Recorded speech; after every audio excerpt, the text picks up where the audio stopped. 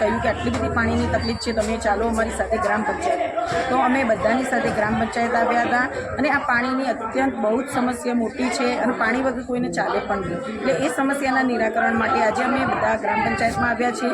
તો હું સભ્ય તરીકે પણ અમારી રિક્વેસ્ટ ત્યાં કરી છે અને સરપંચ સાહેબ, આમ જનતા પણ સરપંચ સાહેબને ઘણું બધું કહ્યું પાણી વિશે.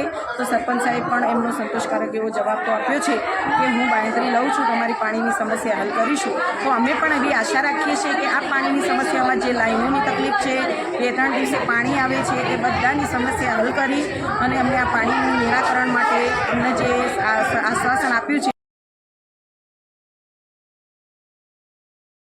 આજે શું રજૂઆત લઈને આજે શું પ્રશ્ન છે આપના? અમારા વોર્ડ નંબર 3માં અમારા બધા વ્યક્તિઓનું કેવું એમ કે પાણી કેમ નથી આવતું અને જ્યાં પાણી પૂરતું નથી મળતું અને 71 પાસે પાણી આવે ને 1 કલાકે પૂરતું આવતું નથી અને જ્યાં 2 કનેક્શન છે તો બધાને ન્યાય કરી અને 75-100 ઘરના ન્યાય આપી અને નવી પાઇપલાઇનથી બધાને મળી રહે પૂરતું પાણી, એવી અમારી સમસ્યા પાણી છે. આપ સભ્ય છો, પંચાયતના સભ્ય છો, સભ્ય તરીકે આપણે કોઈ રજૂઆત કરેલી અગાઉ પણ કરી હતી. ના કહેવા છતાં 2 લાઈનો એમને આપી.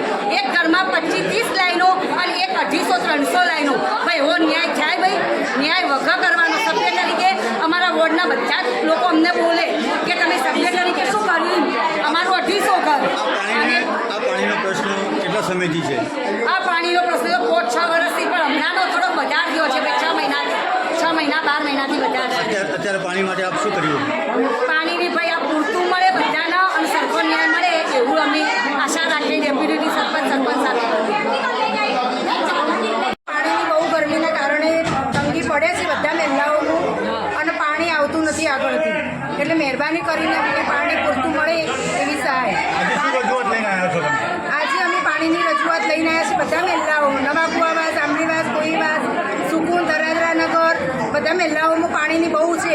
2-3 દિવસ પાણી આવે છે. તે મહેરબાની કરીને અમને પાણીનું સોલ્યુશન લાવો એવી અમારી વિનંતી છે. આજે રજૂઆત કરી સરપંચ સાહેબને આજે બહુ બહેનોને ઓબાળાથી બહુ જ રજૂઆત કરી છે. હવે સરપંચ સાહેબ માન્ય રાખી તો સારું અમારા માટે. સરપંચ સાહેબ, આજે જે મહિલાઓ પાણી માટે રણચંડી બની છે, ગ્રામ પંચાયતની મુલાકાત લીધી છે, આ વિશે આપ શું કહેશો? ઉનાળાના કારણે પાણીની સમસ્યા બહુ તકલીફ છે. મહિલું જાણું છું કે પાણી સમસ્યા છે. એનું કારણ એક તો મોટી વસ્તુ કે લોકો ઘેર મોટર ચાલુ કરીને હિસાબે પાણી પડતું નથી. એટલે મારી વિનંતી જનતાની જ છે કે હવના ઘરે પાણી પહેલાં તો મોટર બંધ કરો, બધાનો સહયોગ આપો, સાથ સહકાર આપો અને પહેલાં જોઈ લો, વહેલામાં ફરી જુઓ, બધા મોટર બંધ કરો, પાણી ચડતું છે તો પછી હું આગળ વાત કરું. ન ચડશે હું આગળ વાત કરું સરકારમાં.